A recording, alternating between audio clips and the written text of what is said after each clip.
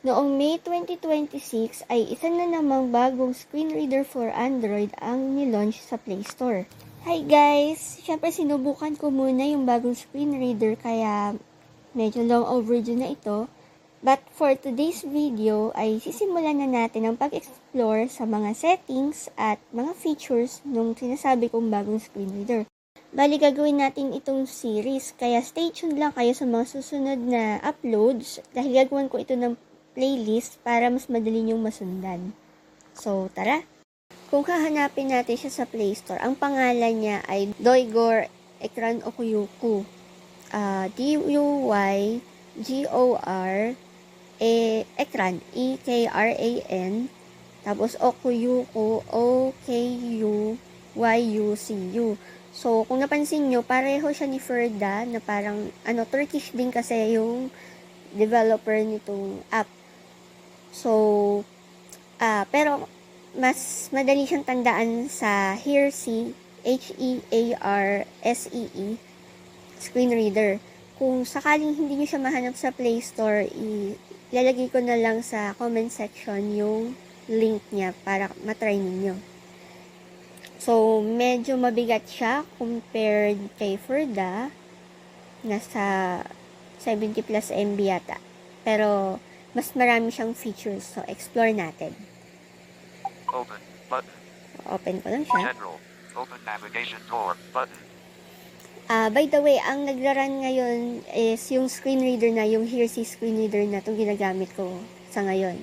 So, tingnan natin. And, ang ginamit kong TTS ay Eloquence para, mas responsive.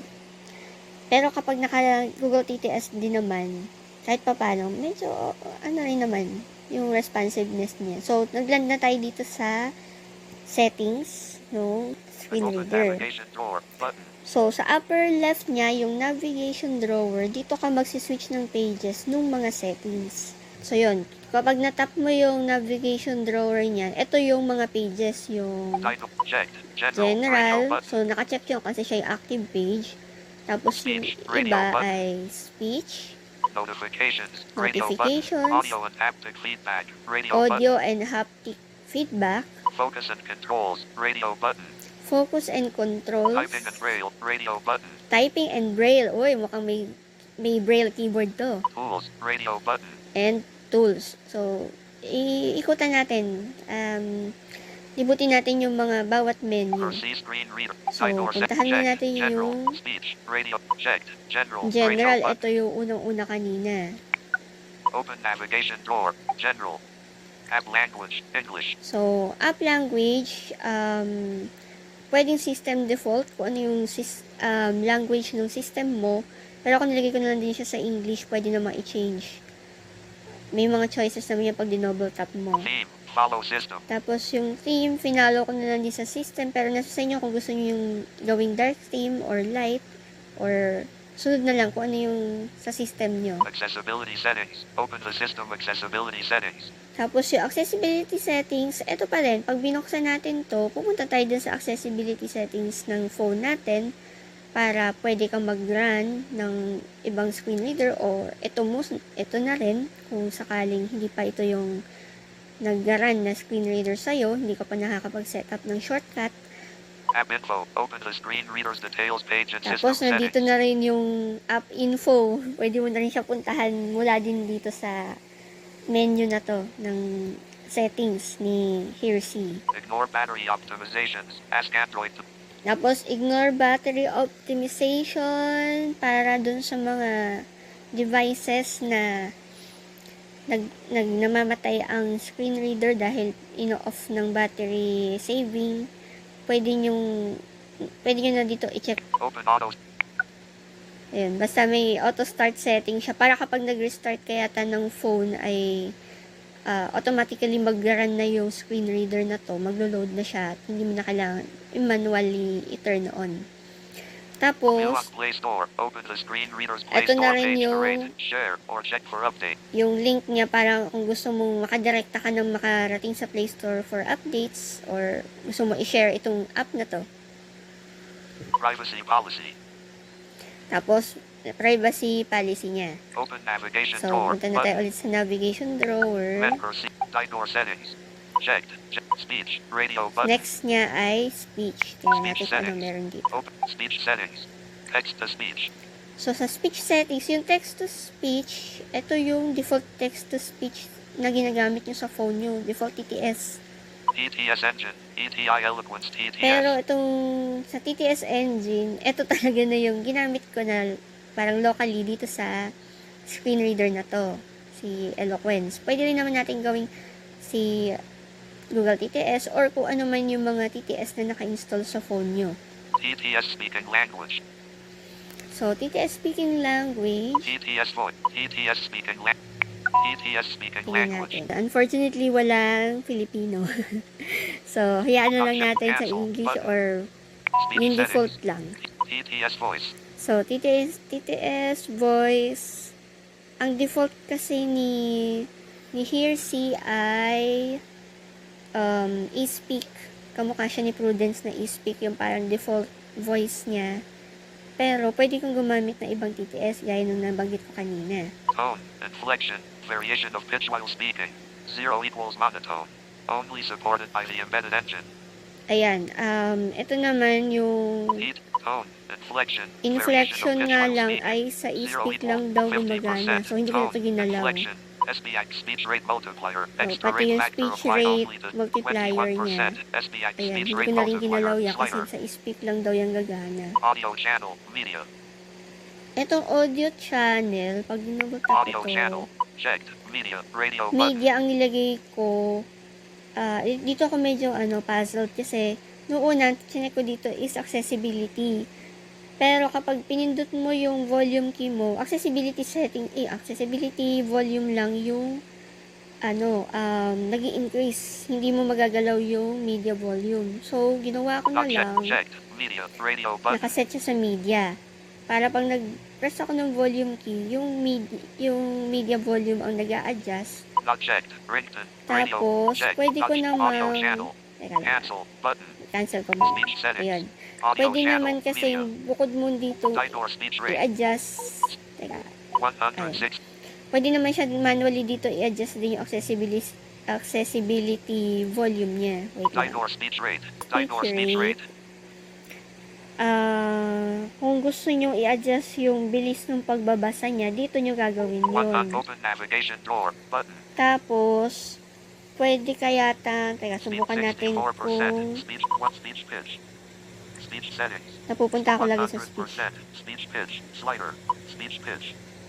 160%. Dynor speech rate. Slider. So, try natin mag-volume up. Hindi siya nag-adjust. 176%. 160%.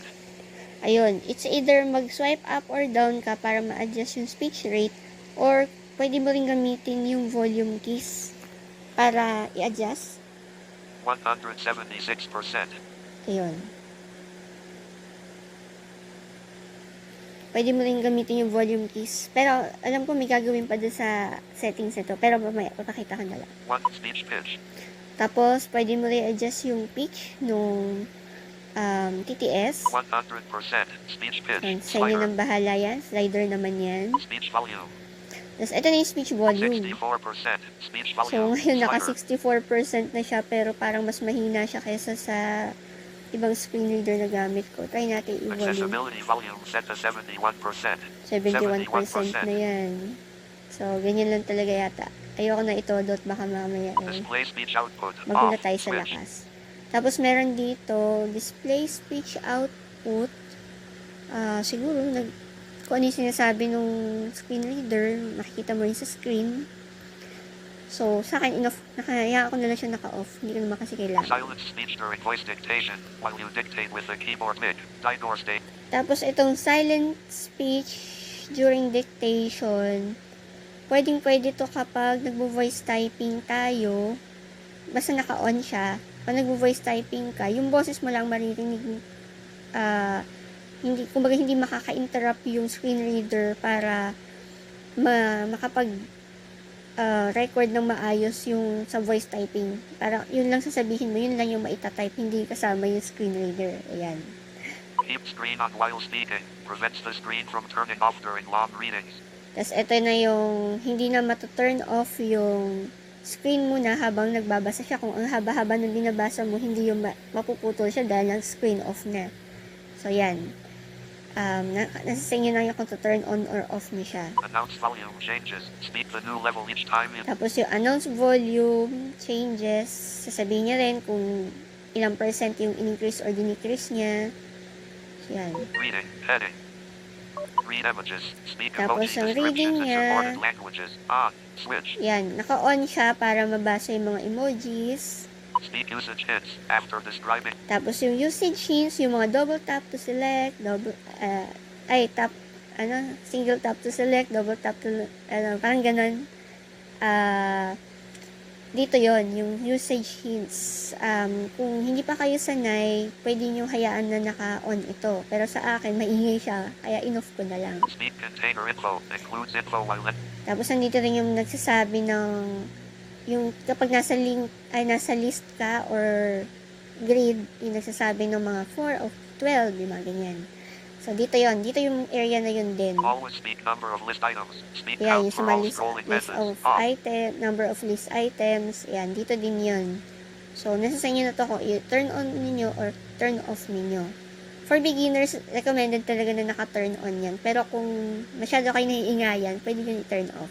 Speak element type for focused items. On. Switch. So, speak element type, naka-on lang sa akin yan para doon sa mga unlabeled items. Speak window names. Speak system and input. Tapos, speak window names. Nasa sa inyo na rin yan kung gusto nyo i-on or off. Announce app name. Announces the name of a new app or window when it opens. On. Switch. Ito rin, kung gusto nyo na i-announce, kunyari, nagbukas ka ng app, i-announce nyo yung app name para alam mo kung loading pa ba siya or hindi ba nag-open. Ayan. I guess yun yung purpose nito eh. So, naka-on yan sa. Reduce window announcement delay. On. Tapos yung Switch. reduce window announcement delay, naka-on sa akin yan. Yun siguro din na nagpapabilis ng responsiveness niya. Audio ducking. Lower volume of other audio playing when Didor speaks. Off. Switch. At yung audio ducking, nasa sa inyo na rin to. Siguro naman familiar na kayo dito. Yung humihina ang media volume kapag nagsasalita ang screen reader. Yan. Speak element IDs for unlabeled buttons. On. Switch. Ayan, speak element IDs. Nandito rin naka-on. Element description order. State. Name. Type.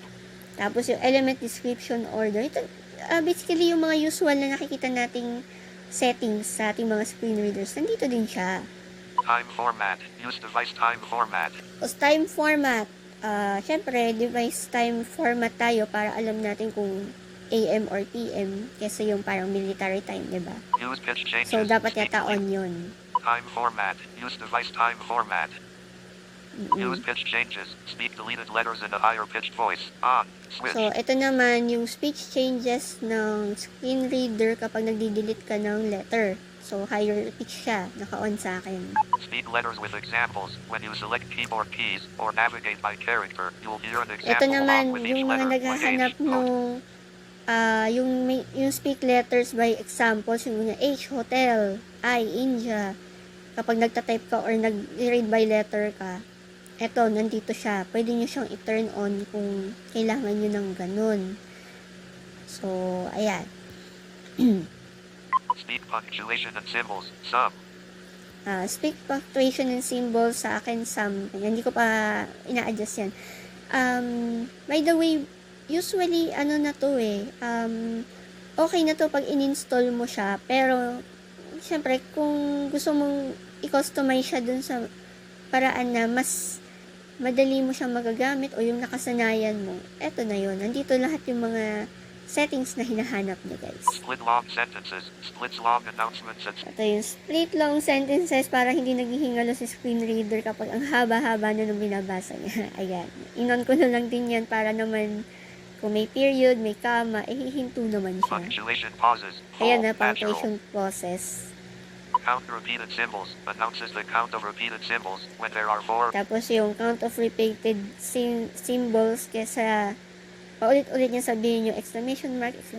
Siguro sasabihin nila niya, kung 4 yung exclamation mark, sasabihin nila niya ganun. Ayun.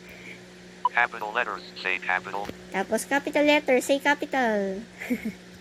Yun ang naka-ano ko. Hindi ko yata ito binago. Keyboard echo. Kasi kailangan ko On-screen yun eh. keyboard, characters, and words. Tapos, etong keyboard echo, syempre characters and words tayo. Magkaiba yung sa physical tsaka sa on-screen. Dalawa yan. Keyboard echo. Ayan o. Physical keyboard, characters, and words. Ayan. Physical keyboard naman to. So, dalawa yung keyboard echo. Physical and on-screen keyboard. Open navigation drawer. Button. Ayun. So, na-exhaust na natin itong sa page ng speech. So, Mentor C navigation screen drawer reader. na ulit tayo. Ignore setting. General. Radio. Checked. Speech. Radio So, button. tapos na tayo sa speech. Notifications. Radio So, button. nandun lahat yon yung mga settings na dinaanan natin. To be continued.